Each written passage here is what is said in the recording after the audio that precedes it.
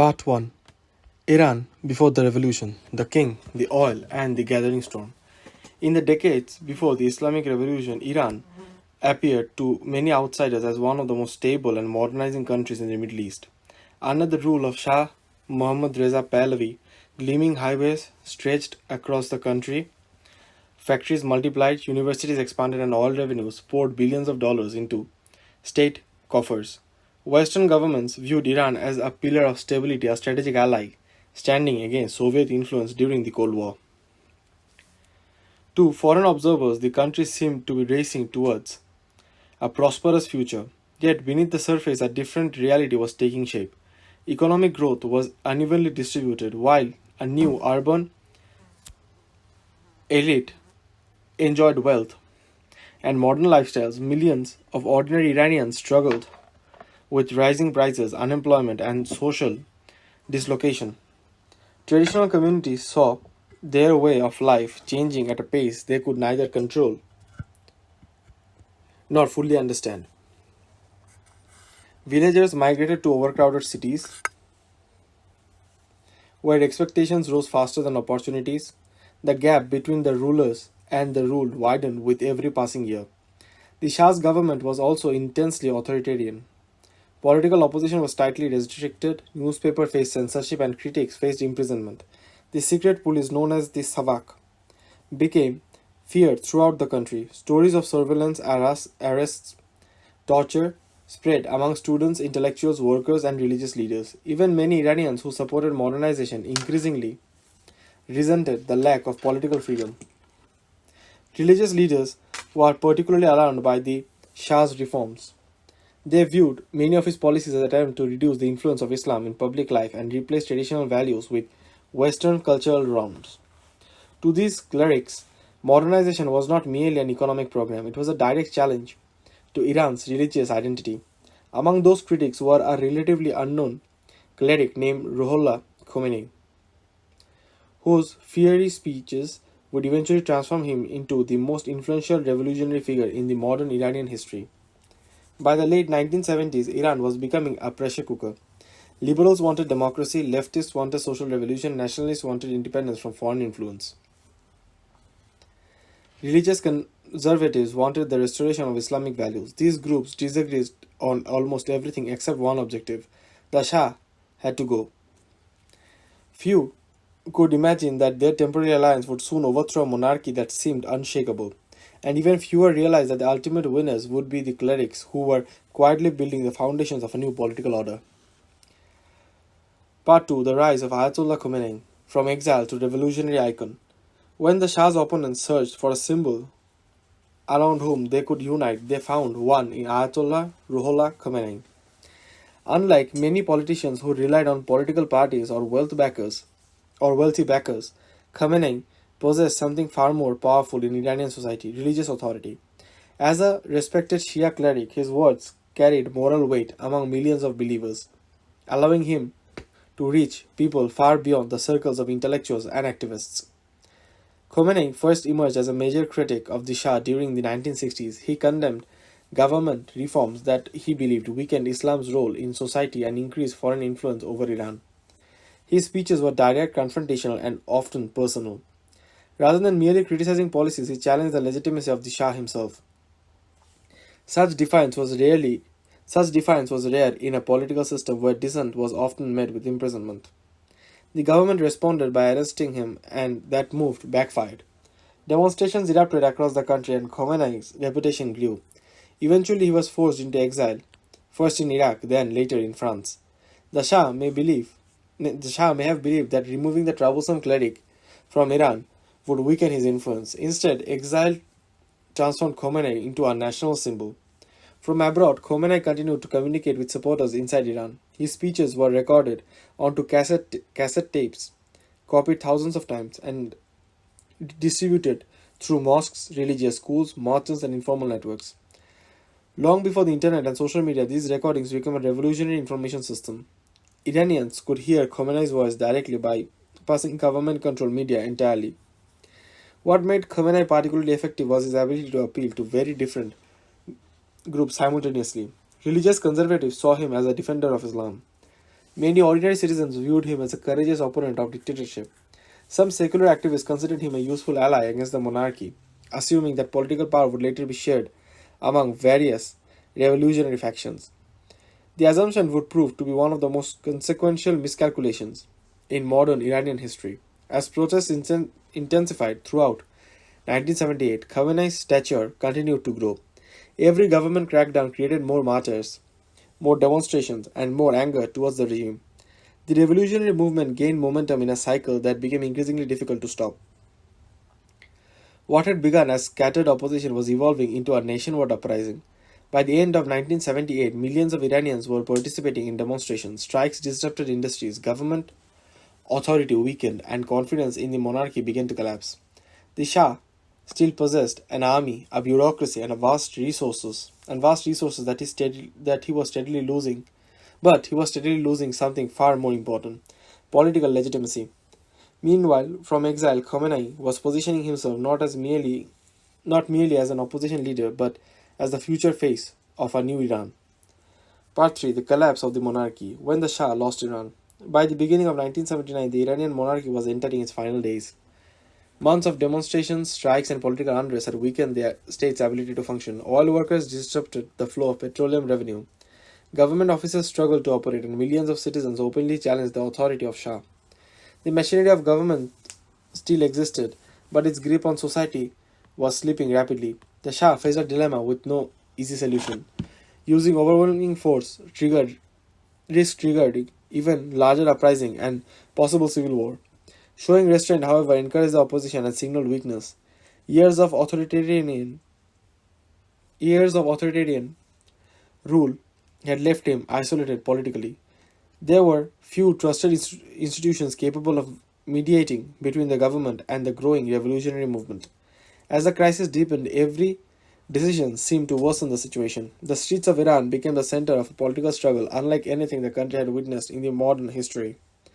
Massive demonstrations filled the cities across the nation. Protesters represented nearly every segment of society: students, workers, merchants, intellectuals, religious leaders, and ordinary citizens. The movement's diversity made it difficult for the government to target a single organization or a leader. Opposition had become a national phenomenon rather than a localized rebel. As confidence in the regime evaporated, uncertainty spread through the military and bureaucracy. Many officials began questioning whether the monarchy could survive. Some sought compromises, others simply waited to see which side would ultimately prevail. The state's authority, once unquestioned, was now visibly eroding before the eyes of the population. In January 1979, the turning point arrived. Shah Mohammad Reza Pahlavi left Iran, officially describing his departure as temporary. In reality, most observers understood that his reign was effectively over. Scenes of celebrations erupted throughout the country as millions interpreted this departure as a revolutionary victory. For the supporters of the monarchy, it marked the collapse of an era. For revolutionaries, it signaled the beginning of a new chapter whose outcome remained uncertain. Only weeks later, Ayatollah Khomeini returned to Iran after years in exile. His arrival was one of the most dramatic moments in modern Middle Eastern history. Vast crowds gathered to welcome him, transforming the event into a demonstration of revolutionary power. The symbolism was unmistakable. The king had departed, the cleric had returned. At this stage, however, the future political system was still unresolved. Many liberals imagined a democratic republic, leftists envisioned social transformation, nationalists hoped a sovereign and independent state, religious leaders sought an Islamic order. The coalition that had defeated the Shah remained united by victory but divided by competing visions of what should come next. The battle against the monarchy was ending. The struggle for control of revolutionary Iran was only beginning. Part 4: The Revolution's Hidden Struggle. Who would rule the new Iran? The fall of the Shah created a moment of extraordinary uncertainty. The monarchy had collapsed faster than many expected, but removing a ruler was far easier than building a new political system. Across Iran, celebrations filled the streets, yet beneath the optimism, a fierce struggle was already underway. The question was no longer whether the revolution had succeeded, the question was who would control its future. Many of the groups that had helped overthrow the Shah assumed they would share power. Liberal politicians envisioned constitutional government and competitive elections. Nationalists hoped to establish an independent republic free from foreign influence. Left-wing organizations believed the revolution would lead to profound economic and social transformation. Students and intellectuals expected greater freedom of speech and political participation. Each faction viewed itself as an essential architect of the new Iran. Ayatollah Khomeini and his allies had a different vision. They believed that revolution's success was inseparable from Islam, and that religious leadership should guide the state. To them, political authority could not be separated from religious principles. This idea would later become institutionalized through the doctrine of Walayat-e-Faqih, or guardianship of the Islamic jurist, which argued that a qualified Islamic scholar would possess ultimate authority over the nation. While rival groups debated ideology and political theory, the cleric movement focused on organization. Mosques functioned as nationwide networks connecting cities, towns, and villages.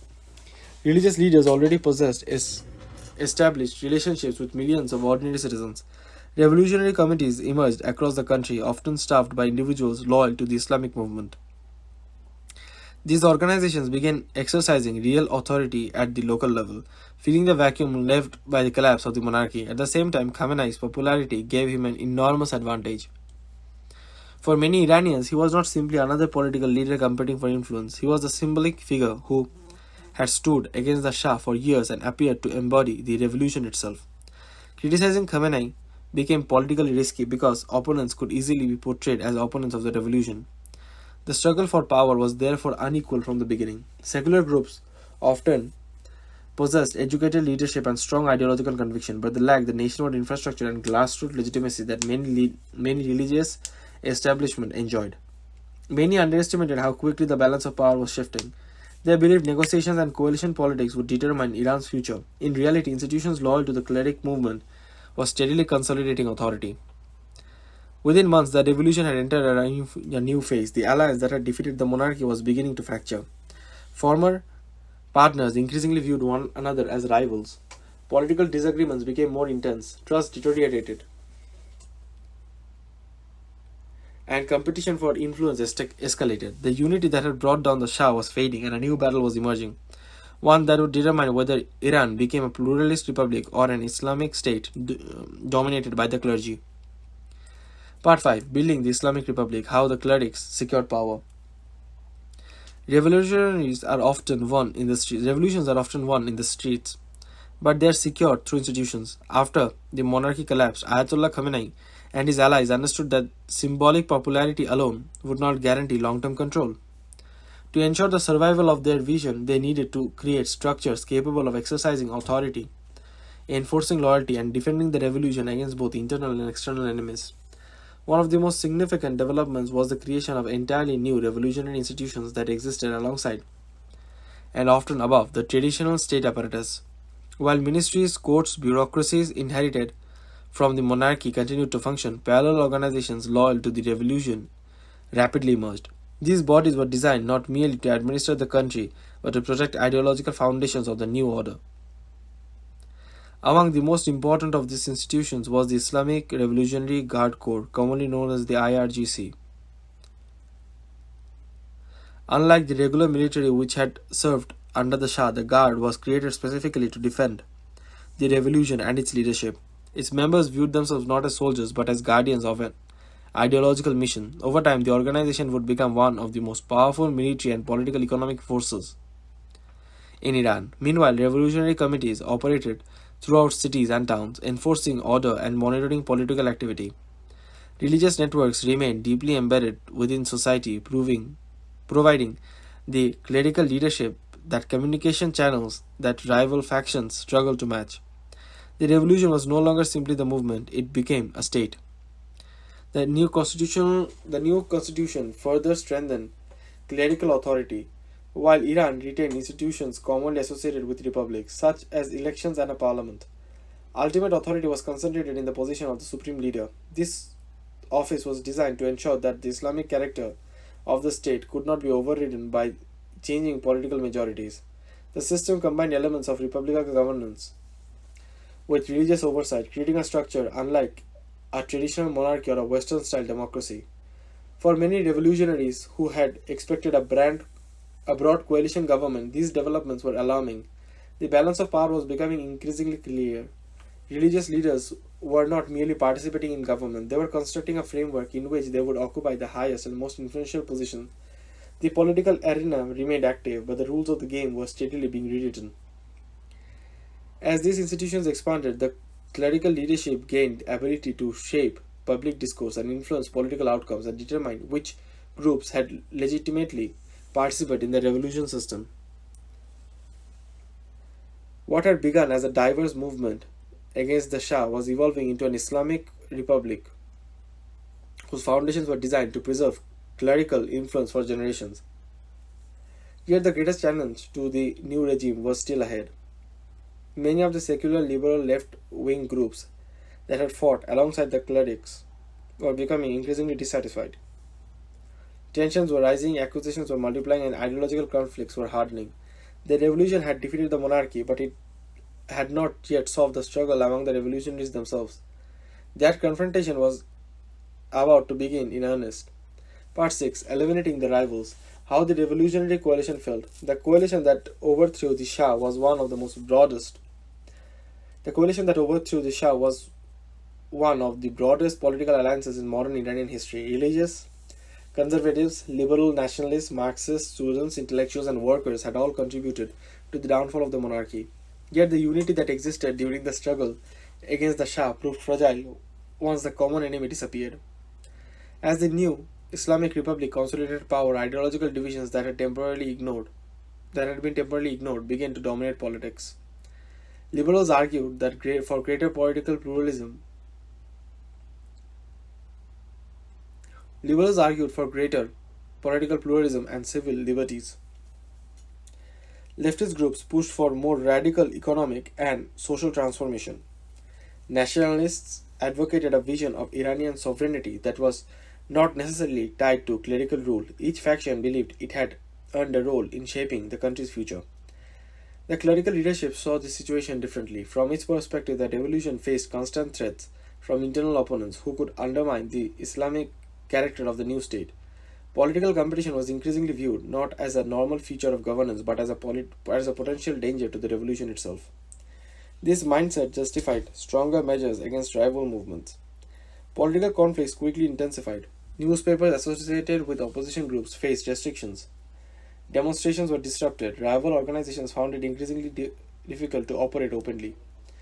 What had once been debates among allies gradually transformed into confrontations between state and its critics. The revolutionary government possessed growing institutional power, while its opponents often remained fragmented and divided. Left-wing organizations proved particularly vulnerable. Although many had played significant roles in resisting the Shah, they lacked the nationwide religious infrastructure that supported the clerical movement. Some attempted to challenge the emerging political order directly, while others hoped to influence it from within. Neither strategy proved successful. The state's security apparatus and revolutionary institutions steadily reduced their influence. Liberal politicians faced a similar fate.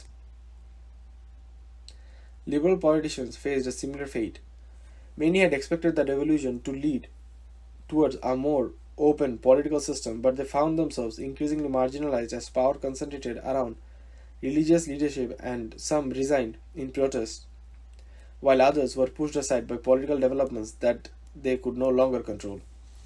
The process was not instantaneous. It unfolded over several years through legal changes, political pressure, arrests, bans, and occasional violent confrontations. By the mid 1980s, however, the outcome had become more clear. Most major secular competitors had either been suppressed, exiled, imprisoned, or politically neutralized. The broad revolutionary coalition that had brought down the Shah no longer existed. The transformation fundamentally altered the nature of the revolution. What had begun as a mass movement containing many competing visions for Iran's future evolved into a political system dominated by institutions loyal to Ayatollah Khomeini and the doctrine of Islamic governance. The struggle for power inside the revolution had largely been decided. Yet, as the clerical leadership was consolidating control, an even greater challenge emerged from beyond Iran's borders. In September 1980, neighboring Iraq launched a massive invasion. The Iran-Iraq War would become one of the longest and most The Iran-Iraq War became one of the longest and bloodiest conflicts of the 20th century. It would strengthen the Islamic Republic in ways very few had anticipated. Part 7. The Iran-Iraq War, the conflict that cemented clerical rule. In September 1980, less than 2 years after the Islamic Revolution, Iraq launched a large-scale invasion of Iran. Led by Iraqi President Saddam Hussein, the invasion was intended to exploit what appeared to be a vulnerable moment. Iran's military had been disrupted by a revolution, political faction, and were still competing for influence, and the new government seemed unstable. Many observers expected a quick Iraqi victory. Instead, the conflict became one of the most longest and most devastating wars of the 20th century. Lasting 8 years, the Iran-Iraq War transformed both countries and reshaped the future of the Islamic Republic. What began as an external threat became a powerful force for political consolidation inside Iran. For the revolutionary leadership, the war created an environment in which national survival took precedence over a political disagreement. The government portrayed the conflict not only as a defense of Iranian territory but also a defense of the revolution itself. Citizens were urged to unite against a foreign aggressor, and criticism of the state could more easily be framed as weakening the national war effort. The war also elevated institutions that were already central to the revolutionary project. The Islamic Revolutionary Guard Corps expanded rapidly, gaining combat experience, manpower, resources, and prestige. Volunteers joined in large numbers, motivated by patriotism, religious conviction, or both. The Revolutionary Guard evolved from a relatively new organization into a major pillar of the state's power structure. Throughout the conflict, Iranian societies enjoyed extraordinary leadership. Cities were bombed, economic resources were strained, and hundreds of thousands of people were killed or wounded. Entire generations were shaped by the experience of war. The sacrifices made on battlefield were intertwined, and with the identity of Islamic Republic, creating powerful narratives of resistance, martyrdom, and national endurance. The prolonged conflict also weakened many remaining opposition groups. Wartime conditions allowed the government to tighten security measures and monitor political activity more closely. Organizations already struggling against the expanding power of the state found it even harder to operate during a period of nationwide emergency. The war reduced political space while increasing the influence of leadership loyal to the revolutionary. The war reduced political space while increasing the influence of institutions loyal to the revolutionary leadership. When the conflict finally ended in 1988, Iran had paid an enormous price in lives and resources, yet politically the Islamic Republic emerged stronger than it had been at the beginning of the war. Its key institutions had survived, expanded, and embedded themselves deeply within the structure of the state. Revolutionary Guard had become a permanent force. The authority of Ayatollah Khomeini remained intact. Most major political rivals had disappeared from the nation state. By the end of the 1980s, the transformation was complete and the monarchy had been replaced. The revolutionary coalition was dissolved, and a new political order had taken root. The clerics had not simply won a revolution, they had built a system capable of preserving their influence long after the revolutionary movement itself had passed. Part 8. The legacy of 1979 and why the clerics still hold power. More than 4 decades after the Islamic Revolution, the political system created in 1979 continues to define Iran. Governments have changed, presidents have come and gone, generations have grown up and with no memory of the Shah. Yet the core institutions established during the revolutionary period remain at the center of the political life. At the heart of the system stands the office of the Supreme Leader. Unlike presidents who are elected and serve fixed terms, the Supreme Leader occupies a position designated to provide long-term ideological and political guidance.